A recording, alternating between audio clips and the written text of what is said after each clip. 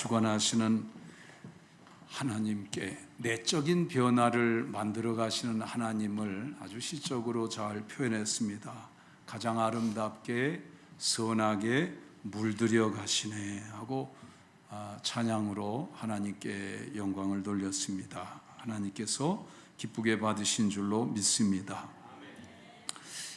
방송실 요 소리를 중음하고 고음을 조금 더 올려서 좀 명료하게, 약간은 분명하지가 않아서 그렇게 했으면 좋겠어요. 조금만 해보세요. 약간만.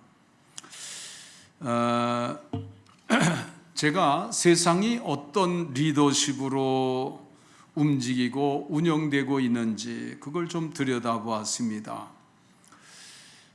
첫 번째는 마이크로소프트사의 CEO 나델라는요, 사원들의 성장을 지원하고 협업 중심의 조직 문화를 만들어가며 운영하고 있습니다.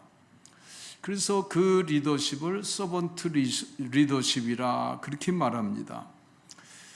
또 두 번째, 아마존은 모든 의사 결정을 할 때에 어떤 감으로 하지 않고 데이터를 바탕으로 해서 데이터가 없으면은 결정을 하지 않는 거예요. 이런 것은요, 근거 중심의 리더십을 발휘한다, 그렇게 얘기를 하더라고요. 하나 더 하겠어요. 애플사의 스티브 잡스나 또 혹은 테슬라의 일론 머스크 같은 사람은요, 이 급변하는 시장 속에서 빠른 실행력으로 변화를 주도하고 혁신적인 성과, 이노베이션을 강조하고, 그래서 이런 리더십을 변혁적 리더십 혹은 카리스마틱한 리더십이라 이렇게 얘기를 합니다. 이 리더십들은요, 조직의 성과뿐만 아니라 지속 가능성 또 문화적 가치를 유지하는 데 중요한 역할을 한다고 그렇게 평가하는 것을 제가 보았습니다. 그러나 이런 세상의 리더십 속에는요, 뭐가 없느냐 하면은 그만하면 다 있는 것 같은데 거기에 빠진 것이 있습니다. 하나님이 없습니다. 둘째로 내세도 없습니다. 세 번째로 영원한 생명도 없습니다. 왜냐하면 차원이 달라요. 그 세상의 리더십은요, 물질적이고 현세적이고 우리 눈에 보이는 것을 얘기해야 되는 것이죠. 그래서 조직과 성장과 협업 또 혹은 데이터 변화를 주도하는 것, 혁신성, 성과, 이런 가치들이 있을 뿐이죠. 가장 두드러지는 가치는 지속 가능한 성장, 지속 가능한 성과. 여기에서 말이요, 지속 가능한 이 말이 유행되어진 것이 지금부터 한 20년 됩니다. 20년 전서부터 지속 가능하냐 하고 물어봐야 된다. 어떤 일이든지 어떤 사업이든지 어떤 프로젝트든지. 그러면서 그것이 유행이 되어서 지금은 뭐 다 이 이야기가 어디에나 쓰여집니다. 지속 가능 것, 좋은 것도요, 지속 가능해야 되죠. 그래서 그런 말을 쓰고 있어요. 그러니까 굉장히 신선합니다. 세상의 리더십을 보면 신선해요. 왜냐하면 무한한 경쟁 속에서 생존을 위하기 때문에 그래요. 그렇기 때문에 변화되어지고 또 혁신되어지는 것은 생명을 이제 생명성을 유지하기 위해서, 그들의 생존을 위해서 필요하기 때문입니다. 사탄이 공중 권세를 잡고 이 세상을 지배하고 있습니다. 사탄의 존재를 알고 그리고 이 세상에 지금 돌아가는 리더십들을 보면은 세상이 읽어집니다. 사탄의 존재는요, 탐욕자예요. 탐욕을 부추기는 자입니다. 그래서 세상에서 사탄의 일이 환영을 받습니다. 끝없이 탐욕을 위해서 사는 것이 잘 사는 것이다. 내 욕심껏, 내 분량껏, 힘껏 이렇게 부추겨요. 또 너 자신을 위해서 살아라, 누구를 위해서 산다고 하지 말고 이렇게 말합니다. 사탄의 이 가치관은요, 사람들에게 아주 달콤하게 들려져요. 천사의 소리같이 들려져요. 그에 비해서 하나님의 말씀은요, 너무 딱딱하게 여겨져요. 전혀 부드럽지 않아요. 융통성이 없는 것 같아요. 현실에 맞지 않는 것 같아요. 두 번째로 사탄의 속성은요, 존재의 속성은 거짓의 아비입니다. 진리가 없기 때문에 모두 거짓일 뿐이죠. 거짓말일지언정 사람이 사랑한다고 하면 다들 좋아해요. 좋아한다고 하면 그것이 거짓말일지언정 좋아해요. 여러분, 지금 당장 별로 마음이 영혼이 실리지 않았어도요, 좋아한다 그러고 사랑한다고 옆에 사람에 그러면 조금 이상하기도 하겠지만 그러나 나쁘지는 않습니다.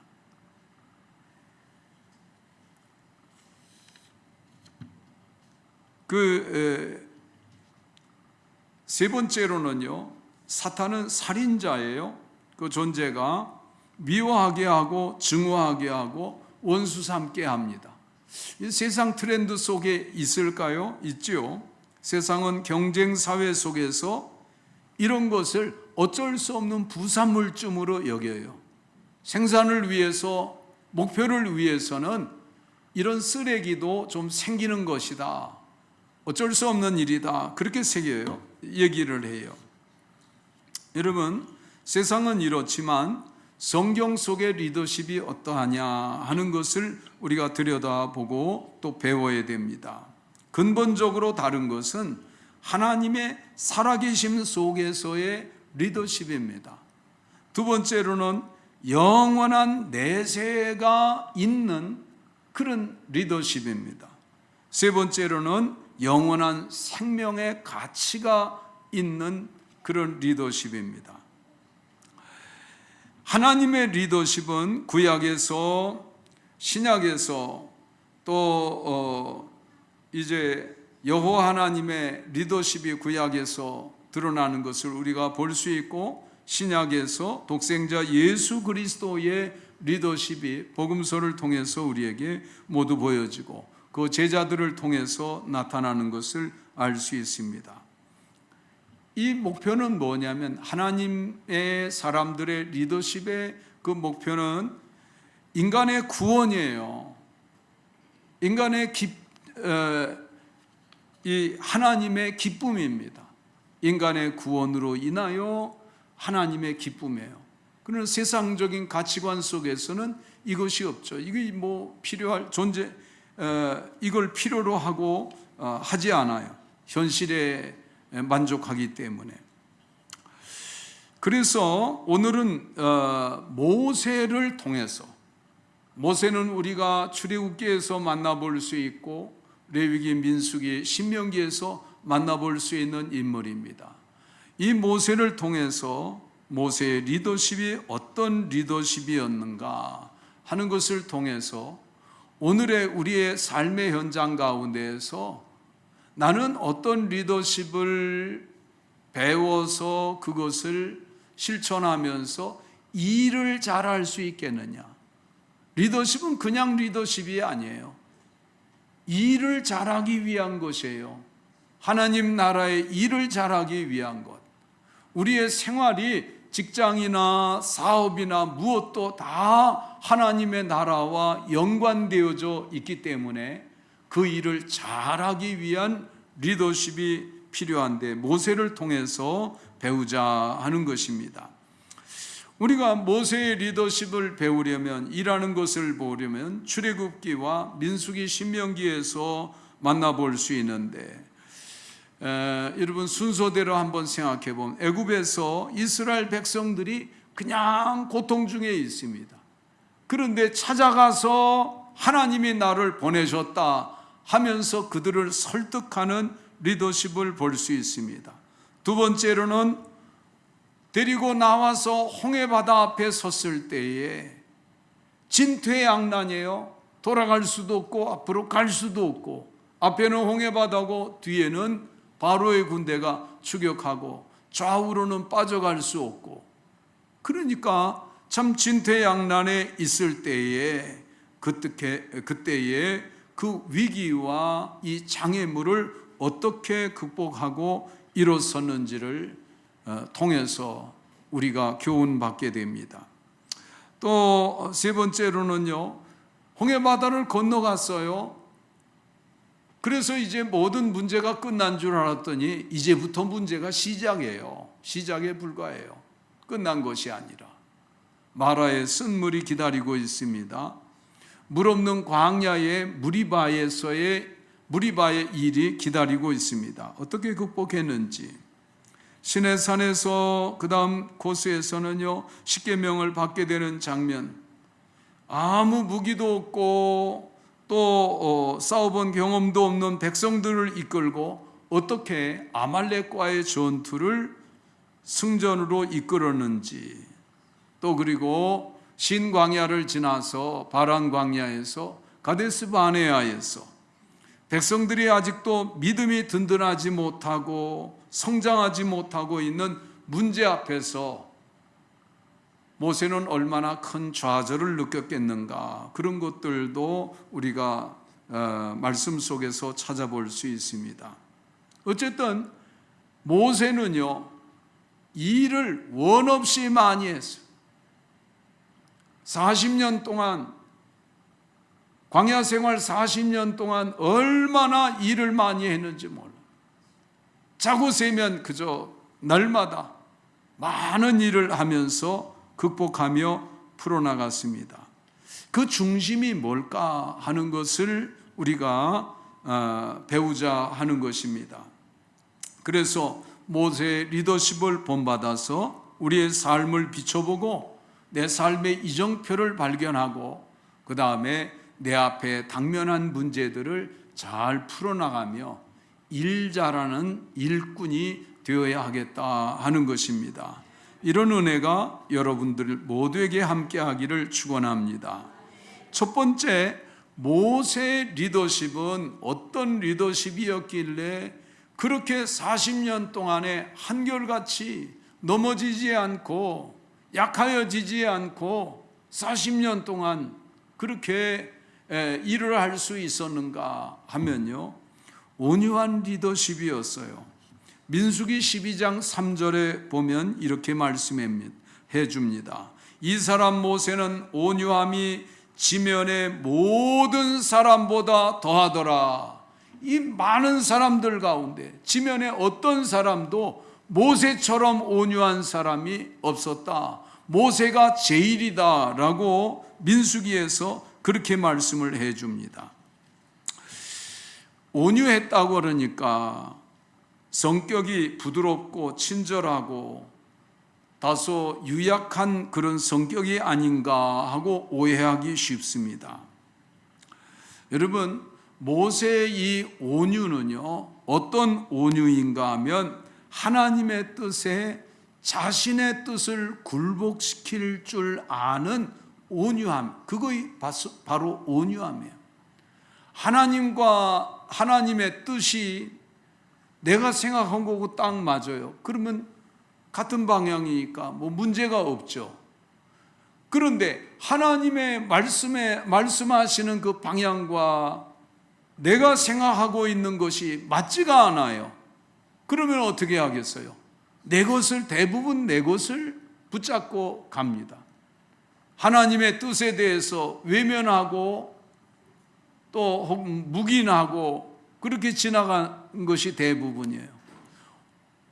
모세가 지면의 모든 사람보다 온유하다는 것은 그런 때마다 자기 것을 내려놓고 하나님의 뜻을 붙잡고 나아갔다. 이게 바로 온유하였다는 말씀입니다. 여러분, 모세가 80세에 부름받고 120세까지 일했는데, 여러분 80세쯤 돼서 세상의 모든 일들을 다 경험한 것을 가지고 있으니까 일을 잘할 나이죠.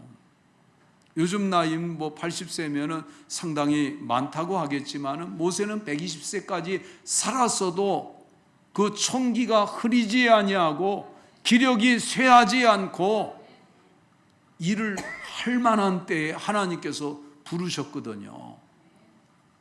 그러니까 모세가 80세 때에는요, 아주 좋은 상태예요. 정말 일 잘하는 상태예요. 모세의 생각이 왜 없겠어요? 이런 일을 보면 이렇게 하면 되겠다, 저런 일을 만나면 저렇게 하면 되겠다 하고 나름대로 판단이 있는데, 하나님께 가지고 나가서 말씀을 드리면요, 하나님의 말씀과 맞지가 않아요. 그럴 때마다 모세는 하나님의 뜻을 따라 굴복하고 자신을 복종시키며 순종했다. 그것이 바로 모세의 온유를 설명해 주는 그런 말입니다. 심지어는요, 하나님께서 백성들을 다 쓸어버리시려고 그런 마음을 가지고 계셔요. 심판하시려고 말씀하시는 거죠. 백성들이 완악하여 하나님을 대적하고 그러니까 그럴 때에요, 모세가 하나님 그렇게 하지 말아달라고 그러면서 간절히 사정을 하고 애원을 하고, 하나님께서 만약에 이 백성들을 다 심판하시려면 그러면 그 생명책에서 제 이름도 좀 지워주십시오. 저는 이 백성들, 망하는 백성들과 함께 하겠습니다. 이거는 하나님을 설득하는 것이었어요. 하나님 앞에 중보하며 백성들을 위해 중보하는 그런 과정이었어요. 그러면 그것은 모세의 온유함이냐 하고 반문을 할 수 있어요. 그것도 모세의 온유함이에요. 왜냐하면 하나님께서 심판하시려고 하는 것은 하나님의 본심이 아니었다라고 신명기에서 말씀을 해주고 있어요. 그러니까 모세가 하나님의 본심을 알고 그리고 자기가 중보하며 나섰던 그런 모습을 보게 됩니다. 온유가 아닌 것 같지만 온유였다라고 말씀을 강조하는 것입니다. 모세가 어떻게 해서 그렇게 하나님 앞에 온유함으로 일을 할 수 있었느냐 하면요, 모세가 자고 깨면 이른 새벽에, 그러니까 지금 말하면 한 새벽 3시 이런 시간에 아직 날이 밝지 않고 백성들은 곤히 쉬고 잠들어 있는 시간에 모세는 그때 일어나서 가는 곳이 있어요. 어디냐면은 지성소로 나아갑니다. 지성소 속죄소 앞에 가서 무릎을 꿇습니다. 이게 모세의 출근이에요. 모세의 하루의 시작이에요. 바로 그것이 모세가 온유할 수 있었던 근거예요. 매일마다 하루도 빠지지 아니하고 눈을 뜨면 지성소 속죄소 앞에 나가서 하나님께 기도를 드리는 거예요. 그것은요, 대제사장도 허락되어진 것이 아니에요. 대제사장이 1년에 한 번 갑니다. 어떤 사람도 그렇게 갈 수가 없어요. 왜냐하면 지성소에 들어가면요, 하나님과 충돌해서 다 죽어요. 그러나 모세는 하나님께서 허락해 주셨어요. 가까이 와서 내게 다 얘기해라. 내가 너에게 말해주겠다. 그러면 모세가 하는 얘기와 하나님의 하시는 말씀이 이게 어긋날 때가 있어요. 그러면 그 시간에 바로 모세는 자기 생각을 내려놓고 하나님의 뜻을 받아들이는 시간이에요. 그 시간이 있었기 때문에 모세가 온유할 수 있었던 것이에요.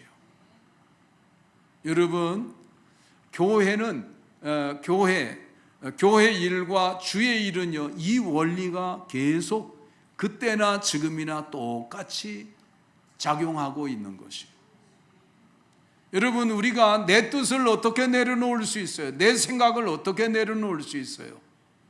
하나님 앞에 나아가는 조용한 시간이 있어야 돼요. 교회에서는 항상 새벽 제단이 열려져 있습니다. 여러분, 어떤 문제가 있어서 이걸 어떻게 풀어나가야 할까 할 때 지체 없이 새벽 제단으로 나와서 기도하시기 바랍니다. 그리고 내 뜻과 하나님의 뜻이 어긋나서 맞지 않을 때에는 내 뜻을 조용히 내려놓고 주의 뜻을 잡게 되시기 바랍니다. 그러면 우리도 모세와 닮은 리더십으로 살아가게 되는 것이에요. 아멘. 이 과정을 모르는 사람은요, 목소리를 높이면 안 돼요. 자기 생각을 고집부려 주장하면 안 돼요. 참 그것은요, 고통이 되는 것이에요. 하나님 앞에 진지하게 내려놓고 또 내려놓고 항상 주의 뜻을 물을 수 있는 우리 모두가 되기를 바랍니다.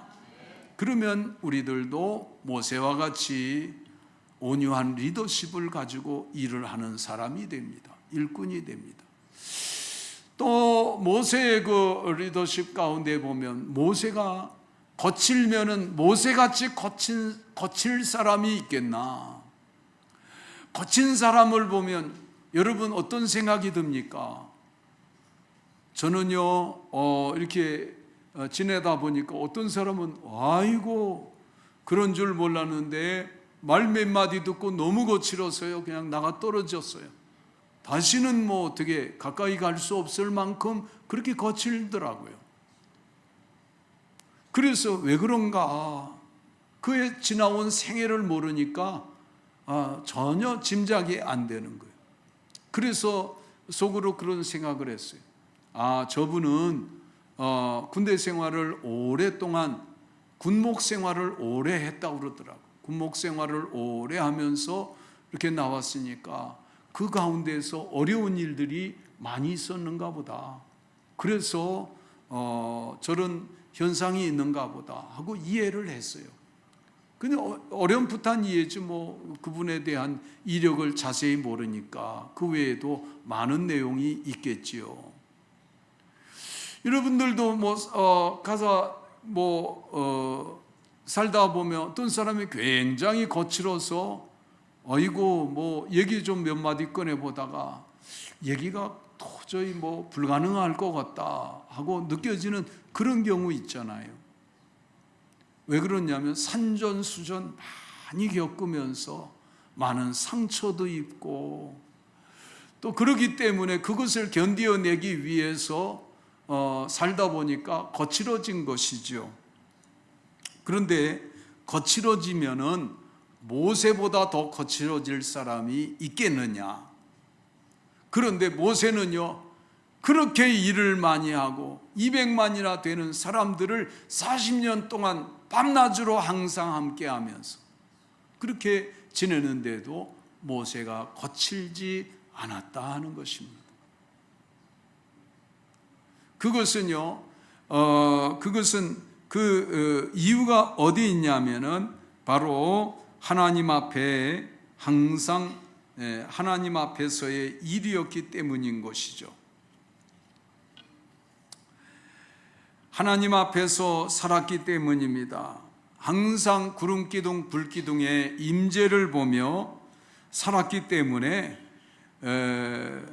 자기의 그 거친 것이 드러날 수 있는 그런 사람이 되지 않았다 하는 것입니다.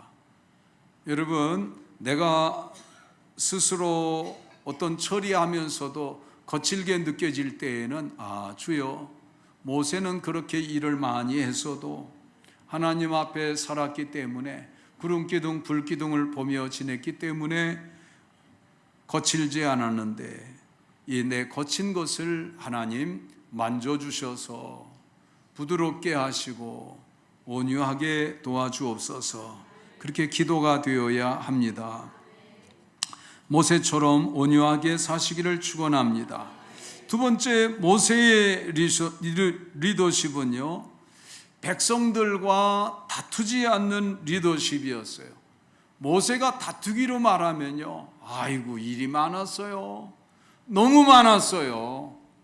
정말 제가 그 말씀을, 민수기 말씀을 들여다보면서 모세 입장으로 그 말씀 속에 들어가 보면요, 모세가 얼마나 속이 상할까. 백성들이 여전히 믿음이 작은 믿음으로 있을 때 얼마나 속이 상할까. 백성들이 그 어려운 일을 만날 때마다 우리가 애굽에서 잘못 나왔다, 애굽으로 되돌아가자 하면서 백성들이 반기를 들고 그럴 때에 모세가 얼마나 속이 상했을까. 그런데요, 모세는 백성들과 다투지 않았어요. 다투지 않을 수 있는 근거가 어디 있냐면요, 하나님 앞에서 항상 서는 자세가 견지되었기 때문이죠. 여러분, 많은 경우에 있어서 민수기에 있는 사건들을 보면서 이 하나님의 나라, 또 이 모세가 이끌고 있는 이 과정은 민주적인가 하는, 요즘 우리 민주주의 체제 속에서 살아가니까 그래서 한번 봅니다. 보면은요, 그것은 하나님의 일은 민주적이지 않아요. 다수결주의가 아니에요. 여러분, 가데스 바네에서 2대 8로 나뉘어졌어요. 어느 쪽으로 결정되어져야 돼요? 8로 결정되어져야 돼요. 그러나 하나님은 이를 지지하시고 이를 두둔하시고 이를 통해서, 그 두 사람을 통해서 이를 이끌어 나가시는 것을 보게 됩니다. 그래서 하나님의 일을 하는 것은 이렇구나 하는 것을 우리가 알아야 돼요. 대다수의 백성들이 원망하고 불평하고, 오늘 본문의 말씀은요, 고라단, 다단과 아비람과 온이라고 하는 사람들이 주동이 되어서 백성들을 이렇게 선동을 해서요, 원망하고 불평하게 만들고, 모세 앞에 나왔어요. 아론 앞에 나왔어요. 뭐라고 그러냐면은, 모세, 왜 당신만 지도자를 하느냐? 레위 지파에 지도자가 될 만한 사람이 없느냐? 우리도 좀 하자 그랬어요. 아론, 왜 당신만 대제사장을 하느냐? 우리도 레위 지파 사람들이다. 그러니까 우리도 좀 하자 하고 얘기했어요. 그러니까 참 모세와 아론이 얼마나 답답했는지 몰라요. 정말 모세와 아론이 생각할 때 이게 무슨 어떤 물질적인 그런 뭐가 있는 것이에요? 아니면은 세상적으로 누가 칭찬을 해주는 일이에요. 오직 하나님이 부르셔서, 하나님이 그 일을 맡겨주셔서 하는 것뿐이지요. 그러니까 모세가 얼마든지 백성들과 다투면서 얘기할 수 있는데, 그 다투는 과정이 없다는 사실을 봐야 됩니다. 모세가 백성들과 다투지 않았어요. 그러면서 문제들을 하나 둘 풀어나가고 해결해 나가는 것을 볼 수 있습니다. 백성의 지도자 250명이 모세와 아론 앞에 나왔어요. 향로를 들고 나왔어요. 우리도 좀 하자는 얘기예요. 그럴 때 모세와 아론이 그 자리에 땅바닥에 주저앉아 하나님 앞에 엎드려서 기도합니다. 하나님, 뭐라고 할 말이 없습니다. 이 백성들이 이렇게 요구합니다 하면서 얘기를 했어요. 여러분, 백성들의 생각은 이게 너무 짧은 생각이었고 또 부족한 생각이었어요. 하나님께서는 이 일을 해결하고 난 뒤에 어떻게 말씀하시느냐 하면 그 놋향로를 가져다가 다 그것을 녹여서 두드려서 그래서 이제 제단을 감싸도록 그렇게 했어요. 그러니까 제단을 볼 때마다 저것이 바로 그때의 놋향로를 녹여서 만들었지 하면서 기억하도록 하신 것을 볼 수 있습니다. 12지파의 대표들에게 다 지팡이를 가져오너라 그랬어요. 지도자들은 지팡이가 있었거든요. 그래서 그 지팡이들을 가져와서 12개의 지팡이를 이제 지성소 안에 법궤 앞에다가 12개의 지팡이를 놓고 다음날 아침에 들어가서 그것을 꺼내왔어요. 12개의 지팡이를. 그 지팡이마다 각 지파의 이름이 적혀져 있어요. 다음날 아침에 그것을 가져와 보니까 놀라운 일이 생겼어요. 다른 지팡이들은 다 그대로 있는데 아론이 가져다 놓은 지팡이만 어떻게 됐어요? 싹이 나고 꽃이 피고 무슨 열매가 맺혔어요? 살구 열매가 맺혀 있었더라. 그래서 이 아론이 하고 싶어서 지금 하는 것이 아니고 하나님께서 선택하여 맡기신 것이다 라고 말해준 거예요. 하나님께서 모세를 선택하여 맡기신 것을 알 수 있는 것은 모세가 날마다 지성소로 나아갈 수 있도록 허락하신 것을 통해서도 알 수 있는 일이에요. 그래서 백성들이 깨닫는 것은 아주 천천히 깨닫게 됩니다. 오랜 시간이 걸려요. 지도자들은요, 그렇게 오래 걸리는 것을 답답해하면 안 돼요. 막 울끈불끈하고 애굽으로 돌아가자 이게 뭐냐 하는 것은요 쉽게 퍼져나가요. 그러나 그것이 다 정리되어져서 잘못을 깨닫고 뉘우치는 데는 상당한 시간이 걸린다는 것을 알고 그것을 알고 조급해하지 말아야 됩니다. 바로 모세가 백성들과 다투지 않았던 데에는 이런 리더십이 있었기 때문에 그래요. 다투지 않는 리더십, 오래 걸린다, 오래 걸려도 내가 기다리리라, 이런 마음을 가졌기 때문입니다.